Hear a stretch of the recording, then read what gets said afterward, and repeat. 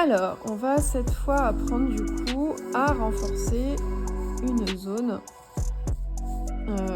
qui est juste usée et pas trouée. Donc là, j'ai toute cette partie-là parce que j'ai laissé la chaussette bien s'user. Mais on peut avoir juste une petite partie comme ça en bout de chaussette. Bon là, le trou, c'est le damier qu'on va préférer, mais ici, donc on va faire un renfort. Donc je vais vous montrer la technique sur cette petite zone, mais après, sachez que vous pouvez le faire sur des zones plus étendues. Alors certes, c'est plus long, mais une fois qu'on a pris le coup de main, ça se fait, hein. On peut le faire tranquillement en regardant un film, une série sur Netflix, donc il n'y a aucun souci là-dessus. Alors, je vais prendre du coup du fil.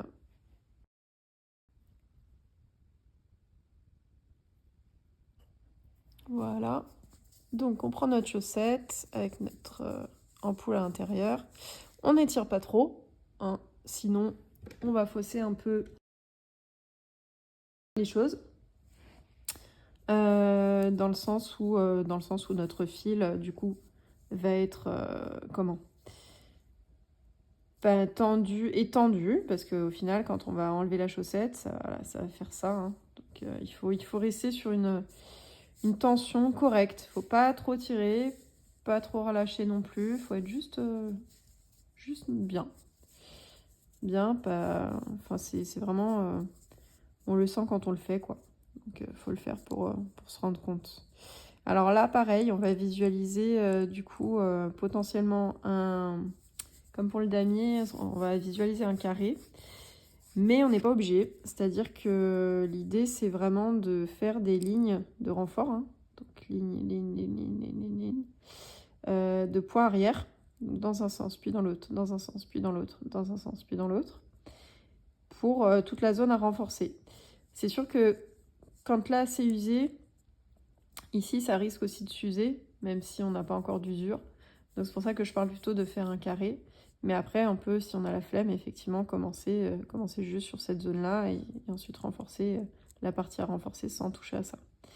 Donc là, on va quand même commencer à distance de l'ouvrage. Donc là, je vais commencer mon point arrière qui est vraiment utile ici, mais je vais commencer plus loin, piquer plus loin pour pouvoir faire, comme on ne fait pas de nœud et qu'on coupe le fil à ras, pas de nœud, pourquoi? Parce qu'on est dans une chaussette et qu'on n'a pas envie d'avoir des choses douloureuses au bout des orteils ou sur le talon, quand on renforce le talon. Donc on ne fait pas de nœud, ce qui fait qu'il faut absolument qu'on fasse bien tenir notre fil grâce à une petite série de points arrière. Donc c'est comme ça qu'on bloque le fil pour commencer. Donc on pique à distance du trou ou de la zone à renforcer, parce que forcément une zone à renforcer, vous voyez bien qu'il y a moins de fibres.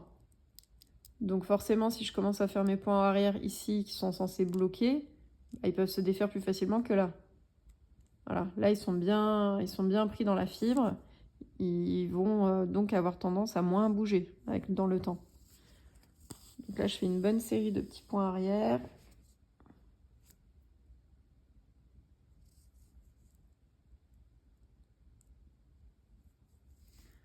Je pique dans la couture, forcément, ça passe moins bien. Et là, vous faites en gros un peu comme vous sentez. Donc là, j'ai fait des points serrés, mais après, je peux commencer à faire des points plus larges.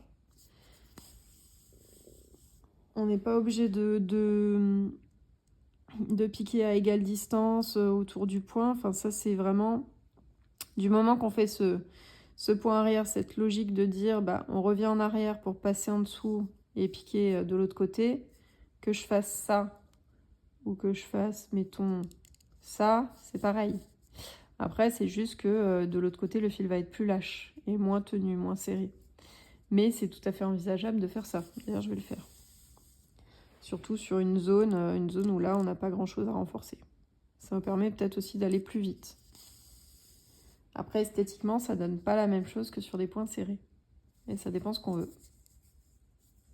Donc là, l'idée pour renforcer, c'est qu'on va faire donc ces fameuses lignes de points de renfort, de points arrière. Et on va essayer quand même de pas trop les espacer, hein, parce que si je fais ma ligne, ma deuxième ligne ici, j'ai cette zone-là qui n'est pas renforcée du tout.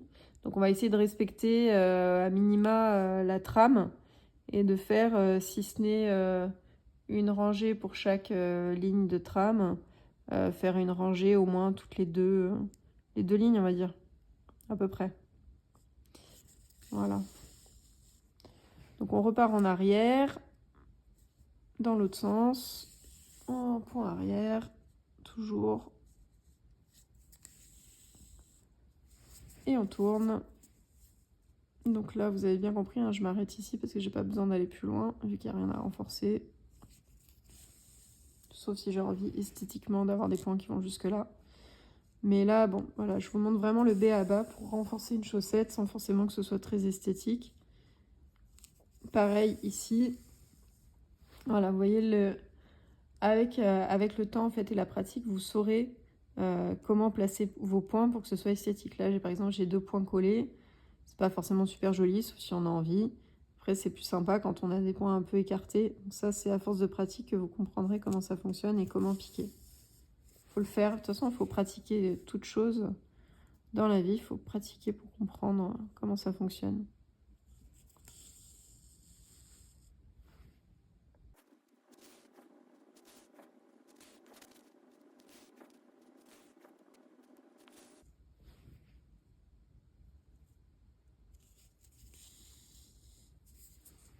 C'est assez intuitif, hein, ce point arrière. On peut le faire un peu vraiment sans réfléchir. C'est pour ça que je vous disais que c'est vraiment...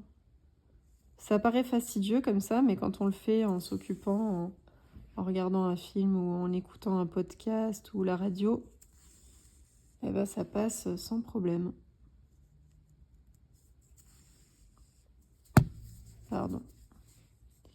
Je tape la caméra.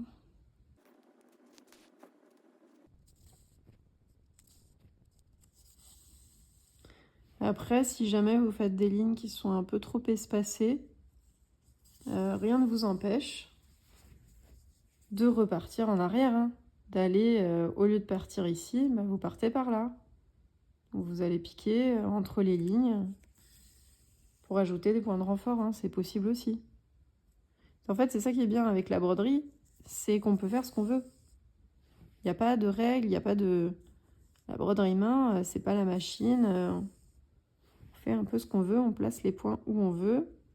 L'envers, on s'en fiche un peu, c'est dans la chaussette, personne ne le voit. Et surtout que l'envers, bah, c'est vachement sympa parce que vous allez voir, ça fait comme un petit tapis tout joli et tout doux.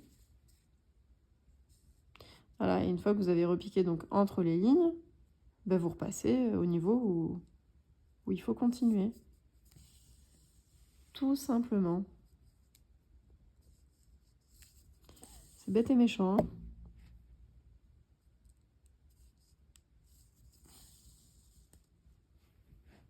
J'ai le fil qui se torsade trop.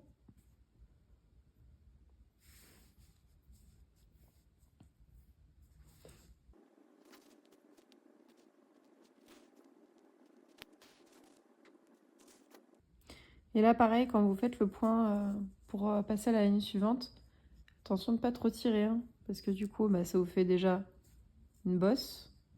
Je sais pas si vous voyez bien. Je mets mon doigt derrière. Ça fait une petite bosse, donc c'est pas super. Après, ça peut faire des bosses dans la chaussure. Donc si jamais ça vous arrive, vous prenez le piquant de l'aiguille pour essayer de retirer un peu le fil, le laisser sortir un peu. Et repartir sur de bonnes bases. Pareil, quand vous faites vos points arrière, vous tirez pas trop, juste la bonne tension pour que le fil rentre, mais sans tirer excessivement, c'est pas la peine.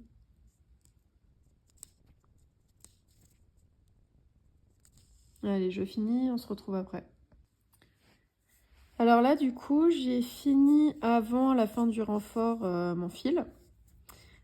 Du coup, j'ai pas besoin de l'arrêter plus loin ou quoi que ce soit, dans le sens où j'ai fait quand même une bonne quantité de points arrière avant. Donc ça risque pas de se défaire. Là, dans l'idée, il faudrait du coup que je reprenne un autre fil et que je continue du coup mon renfort ici sur la dernière zone. Mais bon, dans l'idée, vous avez compris. Je vais vous montrer ce qu'il en est de l'envers.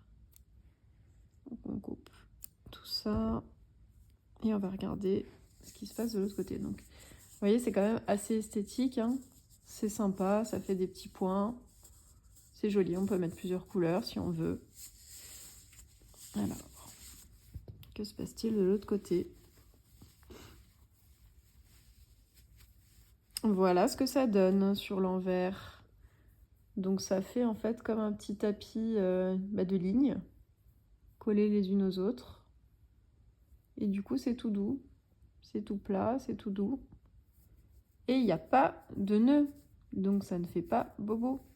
Après il peut y avoir une question d'épaisseur, c'est-à-dire que du coup sur des chaussettes très fines, si effectivement vous mettez les 3 brins comme on a utilisé, ça peut vous faire une petite surépaisseur.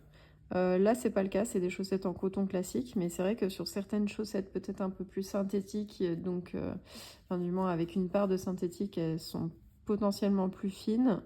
Donc dans ce cas-là, vous peut-être mieux partir sur 2 brins plutôt que 3. Enfin à vous de voir de toute manière hein, en fonction de la pratique ce qui est le mieux. Mais voilà, du coup là on a un super renfort. Voilà, que j'ai pas fait jusqu'au bout, hein, qu'il aurait fallu continuer, mais du coup ça vous montre ce que ça donne et comment renforcer votre chaussette. Voilà.